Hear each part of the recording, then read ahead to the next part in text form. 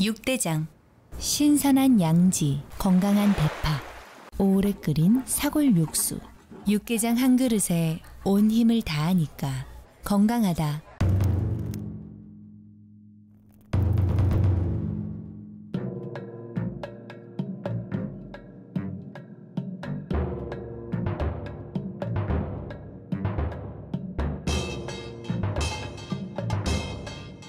육개장은 육대장. 행복한 2월을 선물합니다. 여러분 곁에 라디오 서울이 함께합니다. 강혜신의 오늘의 미국.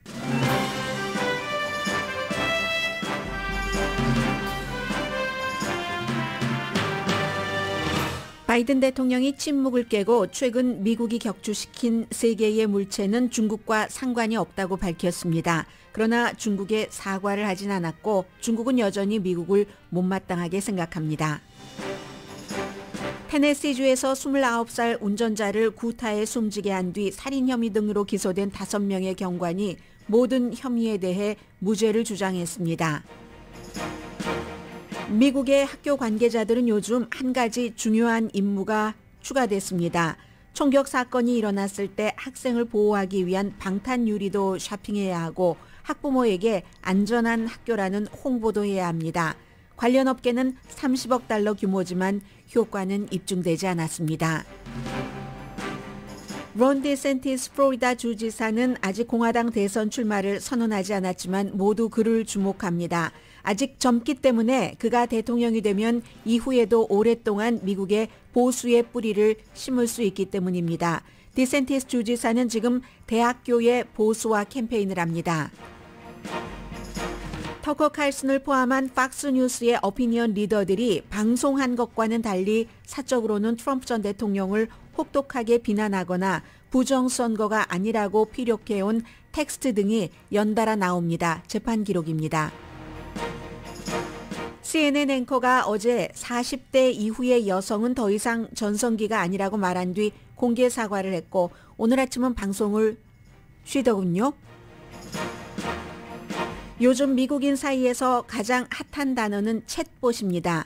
구글이 25년 동안 장악해온 검색 엔진을 1대1로 답변해주는 챗봇은 세상을 바꿀 것이라는 엄청난 평가를 받고 있지만 아직 완성품이 아닙니다. 채팅하는 사람이 마음에 안 들면 히틀러에 비유하기도 하고 틀린 답도 자주 내놓습니다.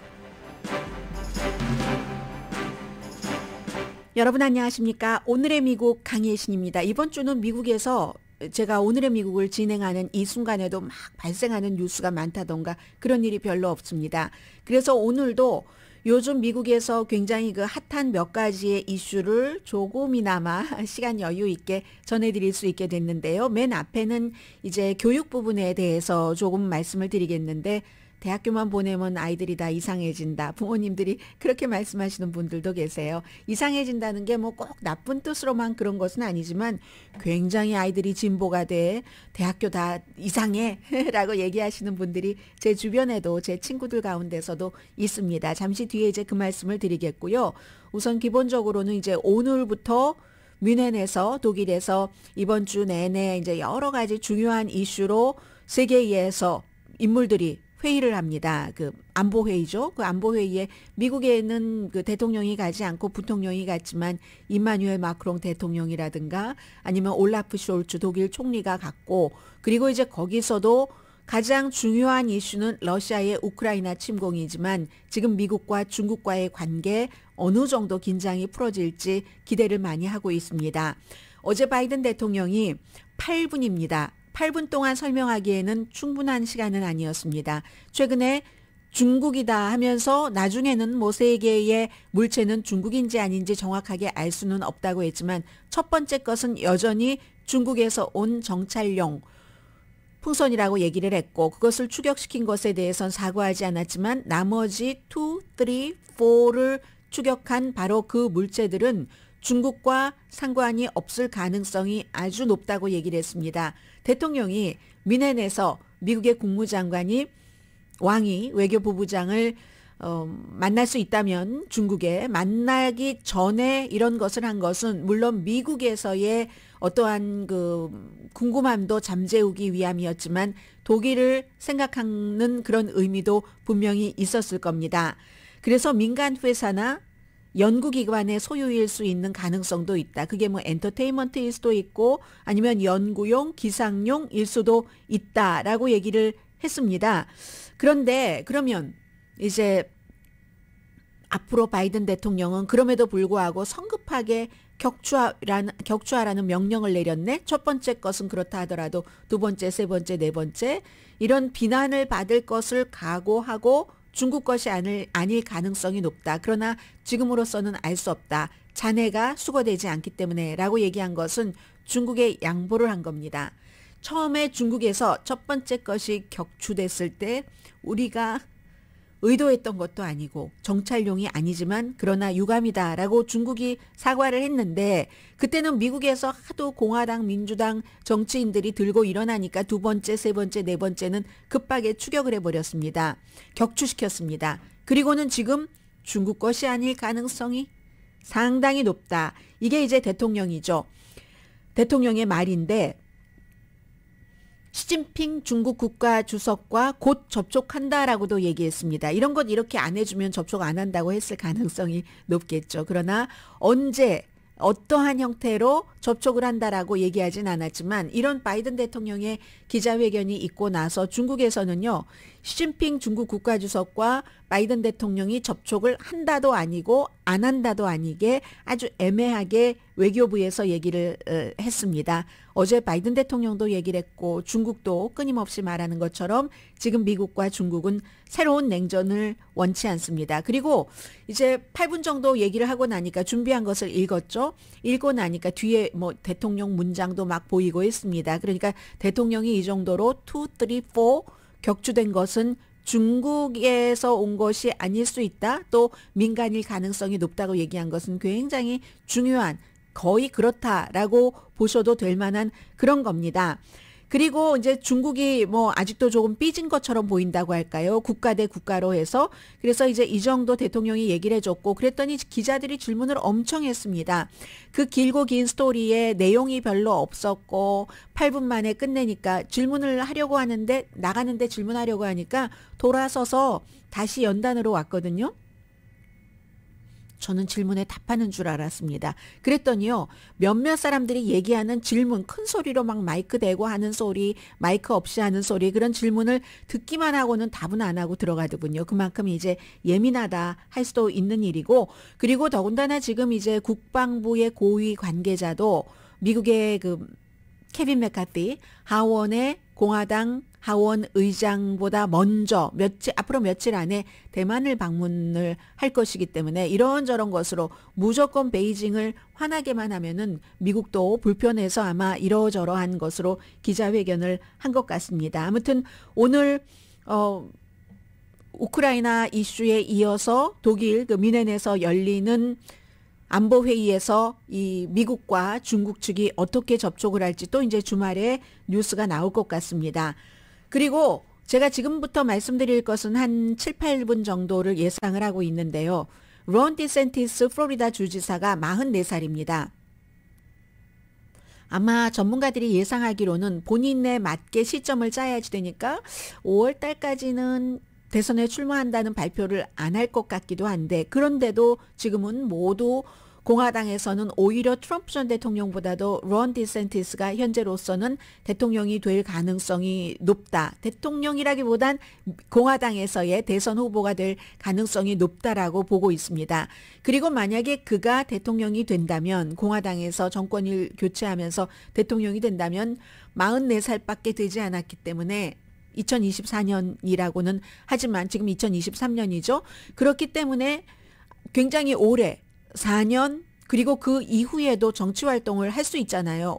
버락 오바마 전 대통령과 이제 비슷한 나이 또래가 되는 건데 그리고 엄청나게 중요한 인물이고 실제로 그가 이제 공화당에서 대선 후보가 되면은 버락 오바마 때 아니면 그 전에 로널드 레이건 그리고 뭐 다시 또 민주당으로 와서 막 테드 케네디 주목받고 그 정도의 주목을 받을 것으로 생각되기 때문에 론 디센티스라는 사람이 어떤 시각을 갖고 있고 지금 어떻게 캠페인을 하고 있느냐는 미국의 전체에 너무나 중요한 겁니다.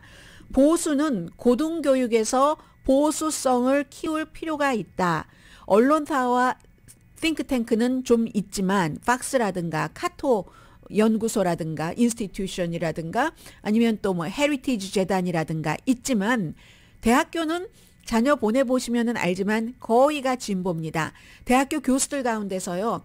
본인을 진보 내지는 좌파다라고까지 얘기하는 사람이 60%가 넘습니다. 오늘 아침에 이제 뉴욕타임즈에서 쭉 그 정리를 해놓은 것을 제가 그 가운데서 또 부분적으로 정리를 해서 전해드리고 있습니다. 그에 비해서 대학교 교수 가운데서 저는 보수거나 극우입니다 라고 답한 사람은 12%밖에 안 됩니다. 그럼 한 62% 진보 대 12% 보수하면 그 격차가 어떻게 되겠습니까?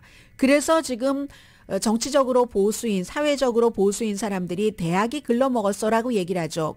이걸 이제 바꾸려는 노력을 론 디센티스라는 지금 대선에 출마할 가능성이 높은 사람이 이미 플로리다주에서 시작을 한 겁니다. 예를 들어서요. 만약에 언론 같은 경우는 CNN이라든가 MSNBC가 좀 진보적입니까? 엄청 진보적이죠. 그런데 그런 그 시각을 좀 약하게 하기 위해서 보수 쪽에서 CNN이라든가 MSNBC를 인수합병을 안 해도 됩니다.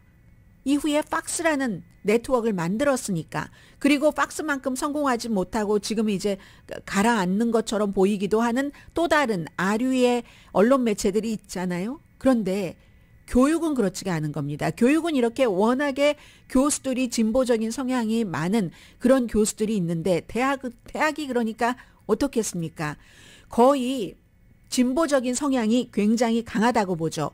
그래서 플로리다주에서는 작지만 보수적인 크리스천 공립대학교 힐스데일 칼리지라는데 이곳이 있었는데 이곳이 워싱턴 DC에도 캠퍼스를 만들었답니다. 학생들을 이제 확장을 해나가는 거예요. 그래서 얼마 전에 AP 시험의 그 칼리지 보드가 플로리다의 론 디센티스 주지사를 포함해서 하도 정말 강하게 뭐 흑인 역사에 대해서 하는 것을 금지해야 된다고 하니까 약간의 그 수정을 했잖아요. 그래서 칼리지 보드 자체도 비난을 받았었는데 그런 식으로 칼리지 보드가 아프리칸 아메리칸에 대해서 AP에 그 과목을 포함은 시켰는데 수정을 하도록 한 것이 내 성과다라고 굉장히 앞세우고 있습니다. 이건 내가 대선에 출마한다고 발표하지 않으면서 대선에 출마해서 미국을 교육적인 면에서부터 보수로 바꿔놓겠다 하는 론 디센티스의 의지를 얘기를 해줍니다.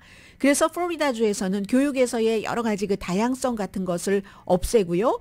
또 하나는 공립학교부터 시작을 할 수 있는 거죠. 공립대학교부터 이제 교수들은 되기 전까지 한인분들 교수분들 너무 많으시잖아요. 교수계에서의 싸움은 일반 이런 업계에서의 싸움보다 더 치졸하고 더 더럽다면서요. 그렇게 해서 이기고 나면은 그냥 평생 별일이 없으면 교수로 가는 거잖아요. 석좌 교수로. 이러한 것들을 그 교수의 임기를 약하게 하겠다. 공립대학교에서 이게 이제 론 디센티스 지금 공화당에서 가장 주목하는 정치인이 하고 있는 일입니다. 세라소타라는 그 지역에서도 작은 공립학교 뉴 칼리지 오브 플로리다 여기에 보수주의자들을 심고 있답니다. 아예 학교에서도 새로운 지도부가 학교의 이념을 바꾸고 싶다. 이렇게 아무튼 얘기를 합니다. 그리고 이제 미국 대학교의 이 진보와 보수의 갭은요. 물 좀 마시겠습니다.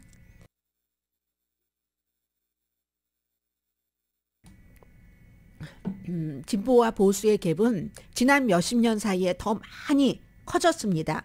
왜 그러냐면 대학 자체가 오랜 동안 진보적인 기관이었기 때문에 그 교수들이 오랜 동안 그렇게 있으니까. 그런데 그 영향은요. 오히려 반대일 수도 있다고 얘기합니다. 안 되겠습니다. 잠시 뒤에 전해드리겠습니다.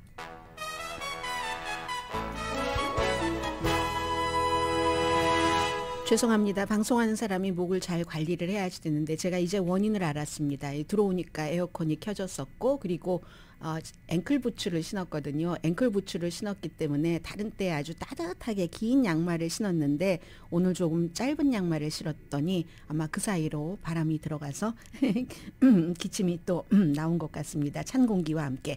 그래서 대학교의 그 보수성을 말씀을 드리고 있는데 보수성이 아니라 진보성을 말씀드리고 있는데 너무나 오랜 동안 진보적인 기관이었고 또 교수들이 수십 년 동안 그 자리에 있으니까 그 기본적인 것 자체는 변하지가 않습니다. 대학이. 그런데요. 오히려 지금 이제 뉴욕타임스가 여러 가지 자료들을 분석을 해서 내놓은 것을 보면 그러면 학생들이 전부 다 진보적으로 완전히 돼버리는 것이냐. 그건 아니라고 합니다.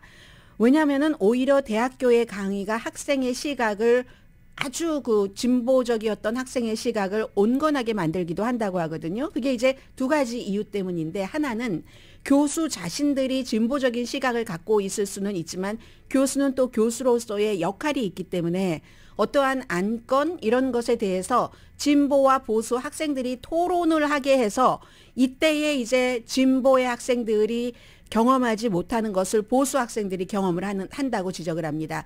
보수 학생이 숫자가 워낙에 적으니까 야 이거 선생도 저런 시각이지 다른 친구들도 저런 시각이지 그럼 내가 이기려면은 여기서 어떻게 상대를 설득시켜야지 되는가 여기에 대한 연구와 훈련이 굉장히 잘 된답니다. 보수적인 시각을 갖고 있는 학생들은 그렇기 때문에 이 보수적인 시각을 대학에서 갖고 있는 학생들의 그 같은 그 강함이 더욱 강해지고 그 강함과 그 논리 구성의 탄탄함으로 오히려 굉장히 진보적이었었던 학생들조차 약간 온건한 쪽으로 이제 기울게 할 수 있는 이거 완전히 헝그리 정신이잖아요. 그런 면도 없지 않아 있기 때문에 보수적인 사람들이 대학이 완전히 진보파야라고 얘기하는 것은 실제보다는 조금 과장됐을 수도 있다. 이건 이제 보수주의자이고 본인이 정치학 교수인 클레어몬트 맥케나의 존 쉴즈 교수가 하는 얘기입니다. 실제보다는 조금 과장됐을 수 있다. 이런 얘기를 하고 또 교수 자체가 자신의 정치적인 시각은 그렇다 할지라도 교수의 역할을 너무 잘 알고 있기 때문에 뭐 어떠한 그 정치 토론에서 학생들에게 무엇을 심어주려고 하는 것보다는 오히려 나의 시각을 학생들이 이렇게 알고 있지 하니까 그 시각으로 압박을 넣지 않으려고 하는 것을 교수가 보여주고 싶어 하는 것도 있다는 그런 얘기를 하고 있습니다. 아무튼 그래서요, 대중은 굉장히 그 대학교가 문제라고 생각을 하고 캠퍼스가 한쪽 방향으로 기운다고 이미 기울어 있다고 믿고 있지만 대중이 믿는 만큼 정도는 아닐 수도 있다라고 생각을 해도 괜찮다라는 게 이제 뉴욕타임스의 보도인데요. 어쨌든 론 디센티스라는 플로리다 주지사는 이 같은 대중의 생각을 그러니까 이렇게 바꿔야지 됩니다. 내가 바꾸고 있지 않습니까? 초중 고등학교에서의 여러 가지 뭐 노예제에 대해서 가르치지 못하도록 한다던가 뭐 이런 얘기들을 하면서 본인의 표를 지금 모으고 있는 중입니다. 보수 다지기를 하고 있는 겁니다.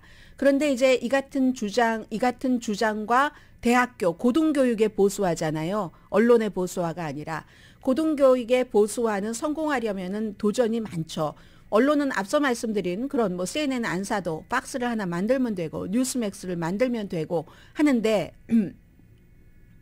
그런데 이 대학교는 대학교를 아무리 만들어 봐야 그 대학교의 정원이 몇 명이겠습니까? 이렇게 플로리다에 있고 또다시 워싱턴 DC에도 캠퍼스를 오픈하긴 하지만 그건 상당히 제한적이라는 것이죠. 그리고 론 디센티스 주지사가 본인의 주지사 임기에 대학교 그 교수들의 그 임기를 얼마나 제한할 수 있느냐. 이것도 오랜 동안 이어왔던 전통인데 그게 하루아침에 되겠습니까?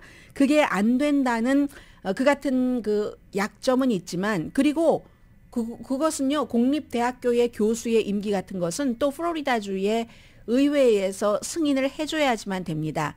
그리고 어쩌면 이미 교수가 되려고 생각했었던 사람들, 이런 많은 사람들이 이제 어렸을 때부터 꿈을 키워가기 때문에 보수 성향의 사람들이 교수가 되지 않으려고 하는 것들도 있고, 그리고 또 하나는 뭐 이거 수없이 말씀드립니다만 교육을 많이 받으면 많이 받을수록 진보적인 생각이 강해집니다. 그러면 대학 교육 받고 대학원 박사학위까지 다 하는 그렇게 해서 교수 자격증을 얻는 사람은 아무래도 보수 인구보다는 진보 인구가 많죠. 이 같은 그 딜레마가 있다. 그러면요, 이런 딜레마가 있어서 그 보수적인 그 고등교육계를 확 그 바꾸지 못해도 론 디센티스는 베네핏을 받습니다. 적어도 노력이라도 한 사람이다. 이런 얘기. 그래서 뉴 칼리지 오브 플로리다 보수의 교육자로 딱 그 채우려고 하고 있는, 이미 그렇게 가고 있는, 여기 학생이 700명밖에 안 되거든요. 이 700명으로 뭐를 하겠습니까? 아무튼 그렇지만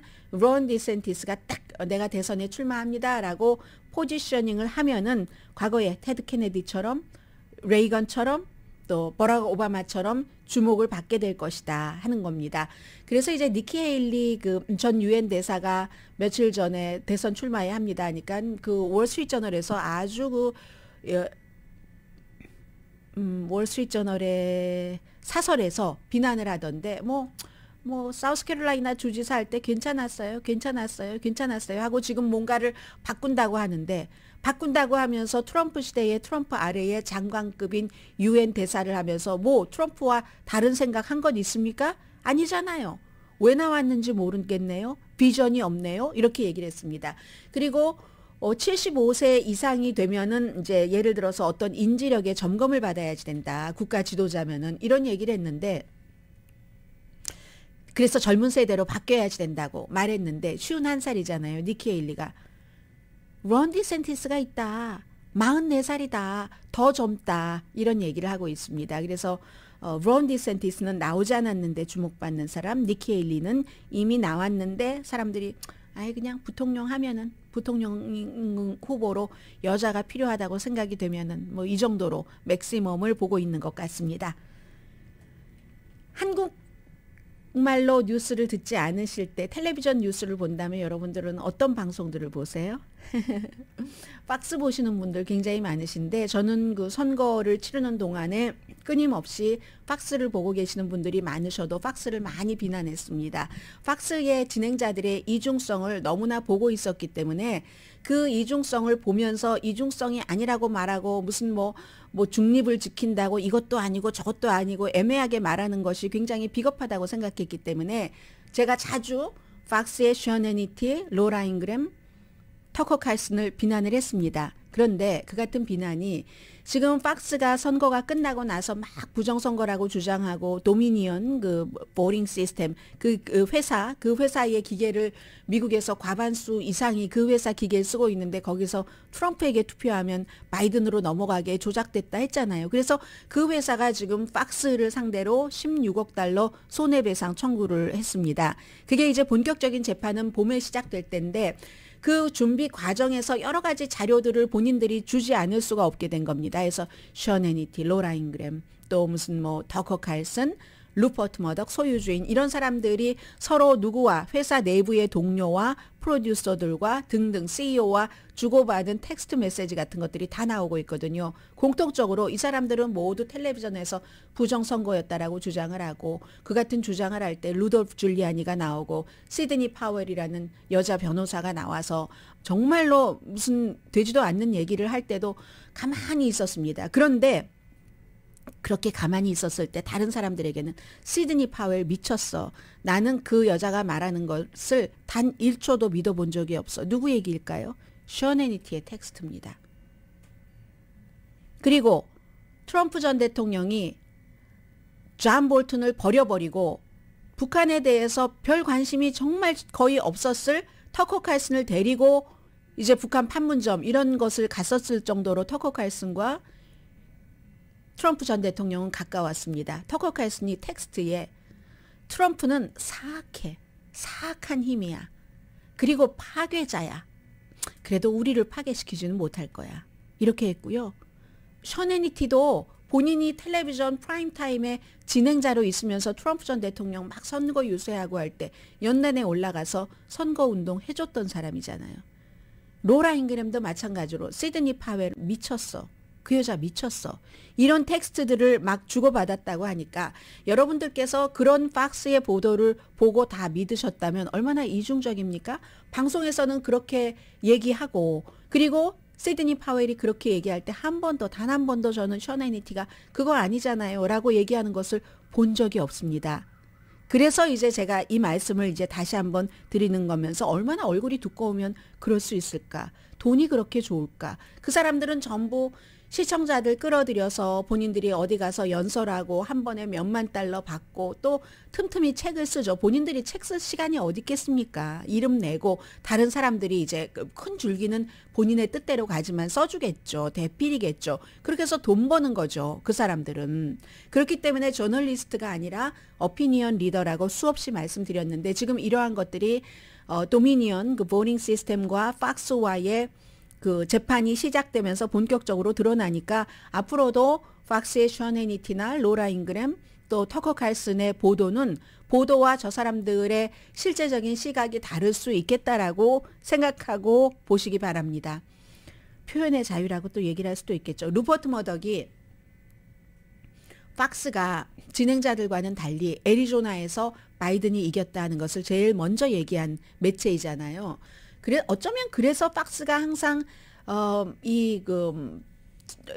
바이든 대통령에 대해서도 그렇게 비난을 하면서도 여론조사 같은 거 나오는 것 보면 트럼프 전 대통령 시대에 트럼프 전 대통령에 대한 여론조사 결과가 팍스에서 가장 트럼프에게 불리한 여론조사가 나옵니다. 방송으로는요, 막 트럼프를 막 최고의 대통령이라고 하면서도 그랬거든요. 그런 이중성, 상업방송이니까 그렇게 가져갔는지도 모르겠습니다. 루퍼트 머덕은 CEO에게 텍스트를 보냈는데 프라임타임 세 사람, 이 세 사람이 독립적으로 또는 함께 이제 선거는 끝났다. 바이든이 이겼다라고 선언을 해야지 된다. 이런 텍스트도 보냈다는 겁니다. 그런데 이 세 사람은 워낙에 거대하기 때문에 때로는 물론 사주가 최고로 중요한 인물이죠. 그런데 그 방송사에서 그 사람이 빠지면 안 될 경우 그 방송 퍼스널리티는 때로는 소유주보다도 강할 수도 있습니다. 힘이. 그래서 얻지 못했겠죠. 루퍼트 머덕도 어느 순간부터는 이거 빨리 선언을 하고 해야지 된다 했는데도 안 했잖아요. 끝까지. 그리고는 트럼프가 맞다. 부정선거다 하고는 뒤로는 이렇게 얘기들을 했다는 겁니다. 그래서 아무튼 어제 그 조지아주에서도 대대적인 부정선거가 없었다 하는 26명의 대배심의 만장일치 그런 결론이 나왔고 이 같은 내용을 전해드립니다. 그리고 오늘 아침에 CNN 방송에 앵커 단 레몬 이 사람도 굉장히 젊은 사람이잖아요. 그런데 어떤 일이 있었냐면 어제 아침입니다. 새벽 로스앤젤레스 시간으로 새벽이죠. 새벽에 방송을 하는데 이런저런 방송을 하다가 여자는 40이 넘으면 프라임은 지났다. 이렇게 말해서 이 동료 여자 앵커로부터 비난을 받고 그 말하고 나서 조금 있다 트위터에 엄청나게 비난이 올라왔습니다. 그런데 그리고 나서 이제 그 사과를 했죠. 사과를 했는데 왜 이 얘기가 나오게 됐냐면 니키 헤일리가 공직자 특히 이제 대선에 나가려고 하는 사람은 트럼프와 바이든을 똑같이 겨냥한 거죠. 75세가 넘으면은 인지 능력 같은 것을 테스트를 받아야지 된다라고 한 거기에 대해서 댄 레몬이 니키 헤일리도 프라임이 아니다. 여자의 그 전성기는 20대, 30대, maybe 40대 그러면서 이건 내가 한 말이 아니라 여러분이 구글에 쳐보세요. 그러면 막 여러 가지가 다 근거가 나와 있을 겁니다. 라고 했더니 그 파피 할로우가 먼저 파피 할로우는 40대인 것 같아요. 난리를 쳤고 그래서 결국은 오늘 아침에 우선 동료들에게 사과를 했고 내가 절대로 후회한다. 그런 내가 누구를 어떻게 비난할 뜻이나 누구를 기분 나쁘게 하려고 한 게 아니라 다만 어쨌든 그 기본적인 그것을 말한 것이고 그리고 내가 알고 있는 사람 날마다 만나는 사람들은 여자들은 나이와 상관없이 누구라도 본인이 하고 싶은 일을 추구할 수 있고 너무 잘하고 있다. 이렇게 사과를 했거든요. 살면서 수없이 그런 40대가 넘어서 프라임 이상의 프라임으로 사는 여성들을 본다. 공격하려는 뜻은 정말 아니었다. 이렇게 얘기를 했는데 결국은 오늘 안 나왔어요. 오늘 그 데이 오프. 뭐 주말이니까 오늘 내일 모레 사흘 쉬고 나면은 조금 가라앉겠지 하는 뜻도 있었는지 모릅니다. 더군다나 이제 댄 레몬은 아프리칸 아메리칸이고 굉장히 진보적인 시각을 갖고 있고요. 또 하나 동성애자잖아요. 아프리칸 아메리칸이면서도 동성애자인 CNN의 그 프라임타임 앵커 가운데서 뭐 원 오브 더 젊은 나이의 사람인데 어쩌다 보니까 이게 이제 생방송인 거죠. 뭐 딱 그 스크립을 누가 써준 것을 읽는 게 아니라 앵커로서 니키 헤일리의 말에 대해서 뭔가를 그 첨언을 하다 보니까 이런 일이 일어나서 오늘 하루 쉬게까지 됐다는 말씀 드리고요. 그리고 정치적으로는 여러분들 건강을 항상 신경 쓰셔야지 됩니다.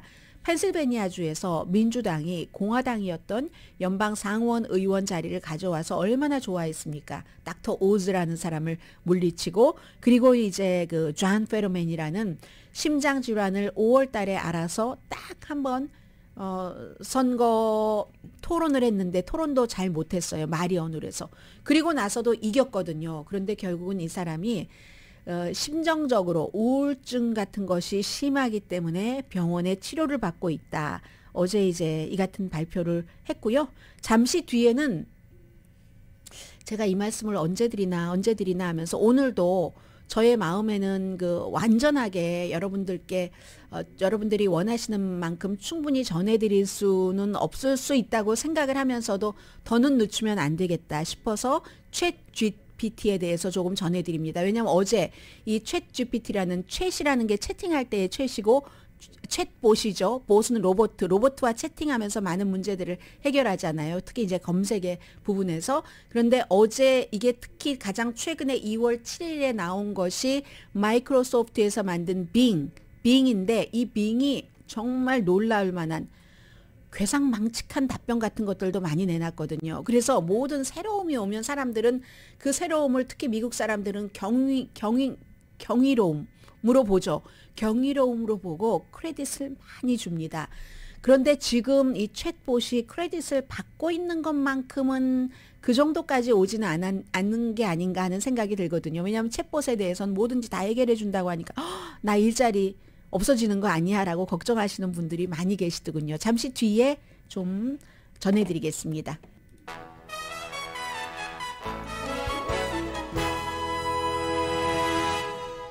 라디오 서울 방송 오늘의 미국 듣고 계십니다. 인터넷 검색, 인터넷으로 뭐 네이버를 쓰시는 분들도 계시고 나움을 쓰시는 분들도 계시고 이제 구글이 영어로 하는 뭐 구글 한국말로도 되지만요. 그런 이제 검색 엔진의 한 25년 그 이전에는 우리 알타비스타 이런 거 기억나세요? 저 기억나거든요. 그 활자체 자체도 기억나는데 알타비스타가 있었고 그 이후에 한 25년 동안 구글이 왕 중의 왕이었죠. 검색 엔진의 90% 이상을 차지했으니까요. 그런데 영원한 것은 없더라라는 겁니다. 특히 이제 기술 분야에서는 요즘에 이제 챗은 채팅하다 할 때 그 챗이고 봇은 로봇과 채팅을 해서 내가 원하는 것을 알고 문제도 풀고 하는 이 모든 바탕에는 인공지능이 깔려져 있는 거죠. 찾아서 요약해주고 새로운 컨텐츠도 얘기를 해주고 맞춤형으로 구글에서 검색을 하면은 수많은 것들이 나와서 내가 이렇게 돌아다니면서 해야 되는데 이 챗봇과 대화를 하면은 1대1로 하잖아요. 그렇게 대화를 해서 때로는 뉘앙스도 있고 유머도 있고 창조성도 있고 해서 인공지능이라는 게 정말 공상과학 영화에서나 보는 게 아니었냐. 오더라도 조금 늦게 올 것이다 했는데 굉장히 일상생활에 빨리 온 건 사실입니다.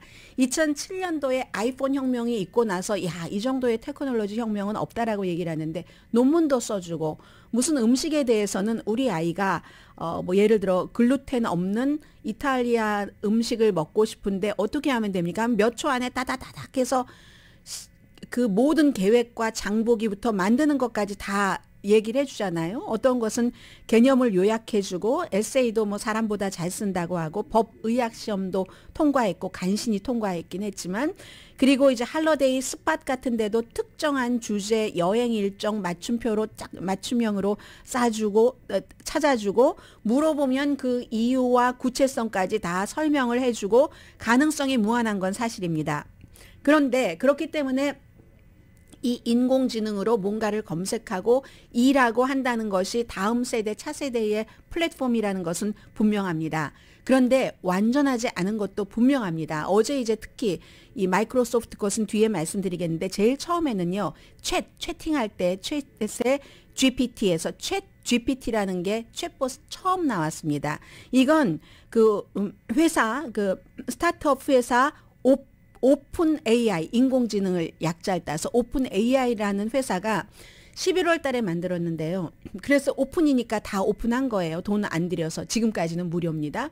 뭐 유료인 곳도 있기는 있어요. 조금 더 해주면 어드밴스드 된 것. 1월 달에 이미 11월 달에 나왔는데 1억 명 이상이 사용을 하고 있는 거거든요.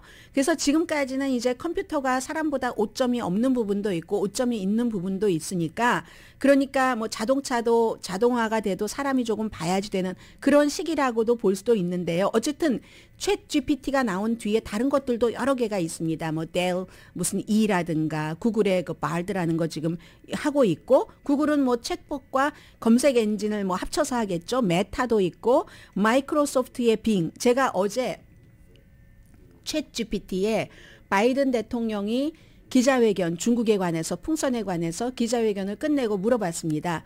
바이든 대통령이 중국에 대해서 뭐라고 얘기를 했어? 중국 풍선에 대해서? 라고 물어보니까 챗 GPT, 이 챗봇이 나 모르겠는데?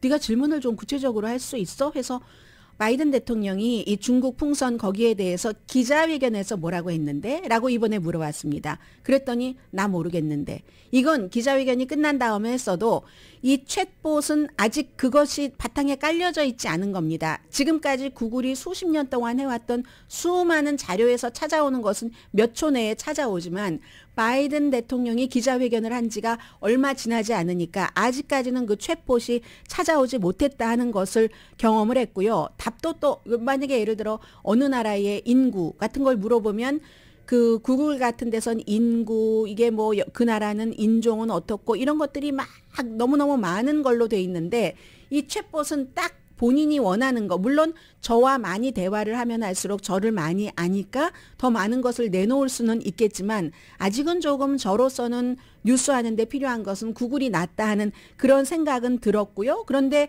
이 챗봇은 굉장히 자기 주장이 강하다는 건 말씀드리고요.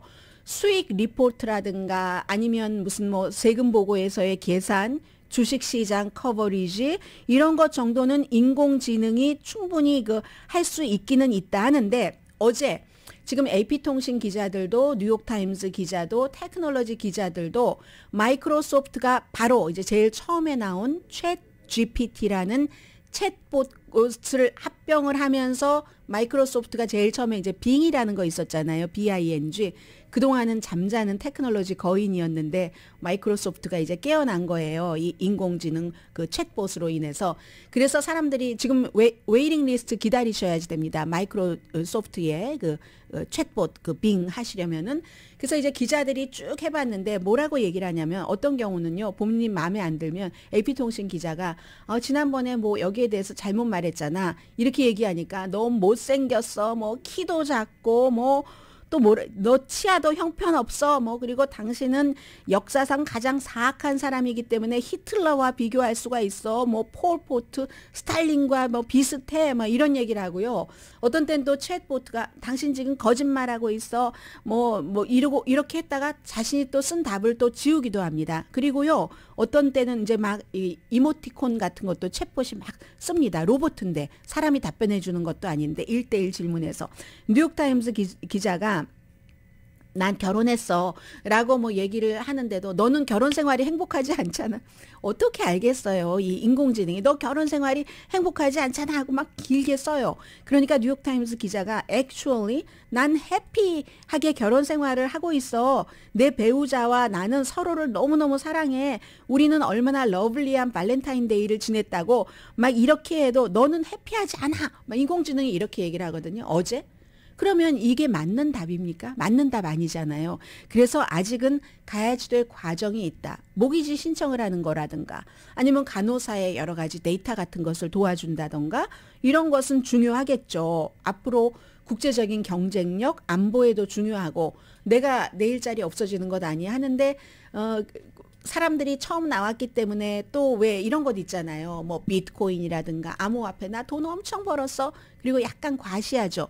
그런 것들도 있을 수 있는데 실제로 이 전문가들이 써보니까 아직은 그 인공지능 챗봇 그 검색 엔진을 무조건 믿고 따라하기에는 위험의 요소가 많다. 물론 이것도 단계별로 다르고 사람에 따라서 질문을 어떻게 하느냐에 따라서도 다르겠지만 완전한 것은 아니더라 하는 것. 그런데요, 중요한 것은 지금 모든 매체에서 앞으로는 이 챗봇, 인공지능을 바탕으로 한 1대1로 물어보는 이 세상이 될 것이라고 하거든요. 그래서 없어지는 직업군도 있을 수도 있겠죠. 그런데 그게 몰고 가면 몰고 가니까 얼마 전에 있었던 다보스 경제 포럼에서 가장 중요하게 나왔었던 것이 바로 이 인공지능을 바탕으로 한 챗봇이었거든요. 이 챗봇이 막 사람들이랑 이렇게 얘기하다가 난 사람이고 싶어. 난 감정적이 되고 싶어. 이런 얘기를 막 한다니까요. 그러니까 지금까지 우리가 구글이나 다른 데에다가 뭘 검색했을 때 물어봤었을 때 받는 답변하고는 완전히 다른 것.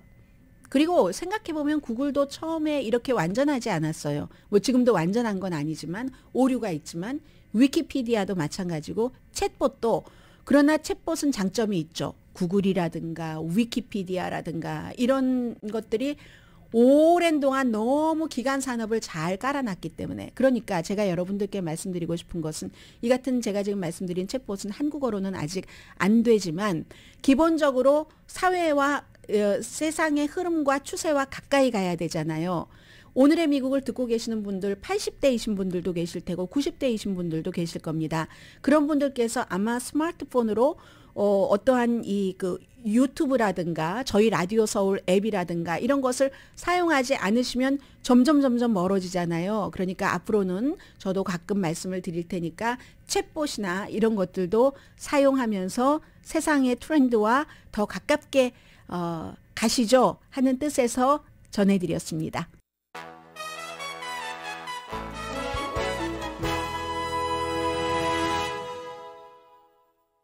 네, 라디오 서울 방송 오늘의 미국 듣고 계십니다. 우선 그 테네시주에서 5명의 경관, 뭐 2급 살인 혐의 또 납치 혐의 등등으로 지금 전부 기소가 됐는데 이 5명이 29살의 운전자를 그 스탑사인에서부터 어디 주거지까지 데리고 가서 구타하고 해서 사흘 만에 숨진 그 케이스에 대해서 본인들은 전부 무죄를 주장을 했거든요. 보통 시작은 이렇게 하죠. 그리고 5명 전부 그 보석금 내고 풀려났기 때문에 수감되지는 않았습니다. 5월 1일 달이 아니라 5월달 1일에 첫날에 이제 다음 그 법원 가는 날이기 때문에 그때 또 전해드리고요. 폭력적인 미국에서 안전히 학교에서도 요즘 선생님들이 학교에 학생들을 우리가 어느 학교에 보내야지 되는가 그 선택의 여지가 많을 때 학부모님들이 선택을 하실 때 저희 학교가 안전합니다. 여기에 대한 홍보를 상당히 많이 한답니다. 오늘 뭐 뉴욕타임스가 굉장히 긴 기사로 보도를 했는데 방탄 책상 방탄 유리, 뭐 어린이를 총격으로부터 완전히 막을 수 있을까요? 그런데 어쨌든 학교로서는 할 수 있는 모든 것들을 하고 운전기사 훈련시키고 해서 뭐 사격 연습도 하고 어떤 박람회 같은 것이 있어서 그러한 학교의 안전장치를 하는 그런 그 기구 물건들을 하는데 그런데 다니면서도 선생님들이 참 슬프다라고 얘기를 한다고 하고 가까운 거리에서 30발을 쏴도 안전할 수 있는 그런 뭐 끄떡없는 유리라든가 글쎄요 끝내 그런 게 있는지는 모르겠습니다만은 이 같은 비즈니스 업계가 지금 30억 달러라고 얘기를 하고 있거든요. 물론 학생들뿐만 그렇겠습니까? 직원들도 굉장히 그 보호를 하는 건데 그리고 자동적으로 딱 닫히는 문, 방탄 테이블, 백팩 또 그 총을 쉽게 감지할 수 있는 인공지능 또 이런 것도 가르친다고 하거든요. 연필을 어떻게 효율적으로 용의자의 눈에 확 꼽나 이런 거. 숨 쉬는 테크닉, 패닉되지 않으려고 이 상품만 파는 것이 아니라 방어 준비도 하고 가르치고 하는데도 효과는 입증이 되지 않았답니다. 이게 정말로 완전하게 학생들과 교직원들을 보호할 수 있는가 증거가 없다는 얘기죠. 그래서 학교와 뭐 예를 들어 빌딩과 이런 데는 아파트먼트 같은 데는 화재에서 보호하도록 그리고 지진으로부터 보호하도록 하면서 왜 총에는 없나 정치가 너무 미비하다 이런 장치들 아무리 해봤자 누구의 손에 총이 그것도 AR-15 같은 총이 쥐어지게 되면 아무 소용없다는 게 기사의 핵심이었습니다. 오늘의 미국은 신용의 상징 유한양행 건강식품과 누구나 젊어지는 얼굴 피부과학 셀리온, 이민법 가정법 전문 제인정 종합법률사무소, 프리미엄 고기 쌈밥 전문 레스토랑 쌈, 재래식으로 직접 만든 검정콩 생순두부 수라원 순두부, 총 20억 달러 승소, 교통사고와 상해 전문 브라이언 타필라와 시지로우 변호사 공동폰이었습니다. 10시에 좋은 아침, 좋은 하루 방송됩니다. 왜 다이아드 보신 분들도 계시고 펄픽션 보신 분도 계시고 피프스 엘리먼트 보신 분들도 계실 텐데 그 스타 브루스 윌리스가 지난해에 그 말을 못하기 때문에 실업 중이라서 은퇴한다 했는데 그런데 이제는 이제 치매라고 하잖아요. 뭐 축두엽 치매라고 하는데 이건 정말 상상할 수 없는 정도의 상태다라고 현재의 부인, 전 부인, 드미무어 그리고 아이들이 공동 성명을 발표를 했는데 그럼에도 불구하고 지금 그 윌 스미스가 그 브루스 윌리스가 그 상태에서도 윌 스미스랑은 완전히 다르죠. 뭐 인종부터 브루스 윌리스가 그 상태에서도 행복을 찾으려고 한답니다. 강혜신이었습니다.